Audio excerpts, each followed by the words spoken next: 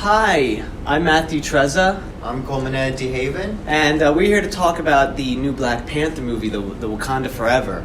I personally really liked it. I thought, compared to the other movies that have been out so far in the Marvel realm, like from Endgame on, have been just miserable, and they've just been just so rushed and so quick and so many unlikable characters and plot lines that I think this was the first kind of solid Marvel movie since the end of Phase 3, I think, or whatever. I believe so. I don't know. Kind of. But I do agree with you in the sense I did enjoy my time in the cinema while watching this movie, but I do agree with you in the sense that this is the best thing that Phase 4 has to offer. Yeah, and I remember, even though it was almost 3 hours, it's 2 hours and 40-something minutes, and that was a long movie for a Marvel, movie. But I think they had to do so many things, especially with Chadwick Boseman, which I think they handled beautifully, incredibly. All the trips, I wasn't expected to get watery eye, but here I am just sitting down again. And I think the beginning having such a cool cultural moment of the funeral, I thought it was really well handled. And sometimes those shows they do CGI of the person who passed away, and personally Rogue One, yeah. I find such a disrespect to the actor on that. You know what I mean? I think they should be the one consenting to be in this movie, even though they have the contract and all. There's so many different things to that. Mm-hmm. But I think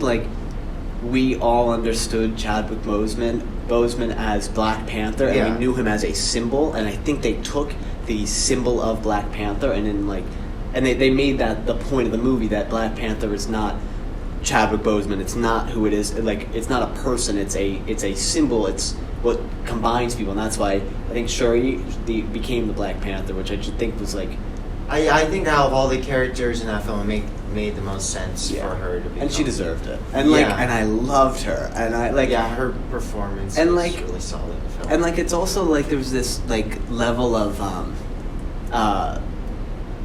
interest that I grew for her, because she started literally 3/4 of the movie, almost two hours, I would say, in 15 minutes, she was not Black Panther. She was just Shuri. A lot of build up to the film, which I appreciate a lot. She was just a smart girl. She wasn't that powerful, but she was clever. She was stubborn, when she sold the bike or whatever, and she kind of I thought that was I thought they just handled her character very well to make me like her just as much as I liked Chadwick Boseman. Yeah, of course. It was definitely a tough act to follow.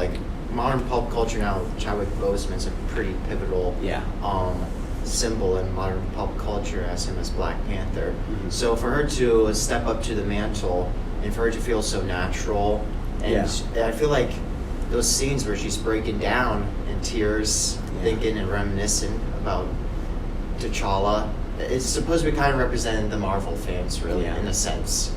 That being said, I did enjoy the movie a lot, but I don't think I would revisit it again. There's something that was really special to me. Yeah. That kind of blew me away. Namor was cool, but again, he was really no Killmonger. Yeah.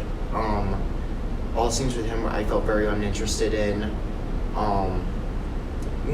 And it's kind of hard to live off the high of such crazy big villains, and he's a guy who can breathe water and has I know, it's kind of goofy. Yeah, and let's talk about some of the CGI scenes. I don't know what's going on with Phase 4 and their CGI. Yeah. I thought it was all right compared to Shang-Chi. I haven't seen it. They had just a little messy CGI, but it was fine. So what would you overall as I think Marvel movies and real movies are kind of different rating systems. Yeah. I think it's hard to go into Marvel movies expecting a Marvel. It's a popcorn movie. Yeah, it's a popcorn movie. But still there has been Marvel and comic book films with great amounts of substance. Yeah, Joker and all that. Sam Raimi's first two Spider-Mans, The Dark Knight, Tim Burton's Batman movies. But if we're gonna have to give this a grade, I'm gonna have to give this movie a B-. In the realm of Marvel, I think it was one of not one of my favorites, but I think it was a better one. I think definitely a better one. Yeah, definitely a better one. I'd give it a solid like a B plus. I think maybe like a low A minus as a Marvel movie. As an actual movie, it'd be like it'd hover in like the B plus for content reasons. But I think it was just a fun watch while I was there. Yeah. So I enjoyed the film. Yeah. So yeah, that was Black Panther. We definitely would recommend you guys to watch it, and we'll talk about another movie soon. I'm Cole. I'm Matt. So we'll see you later.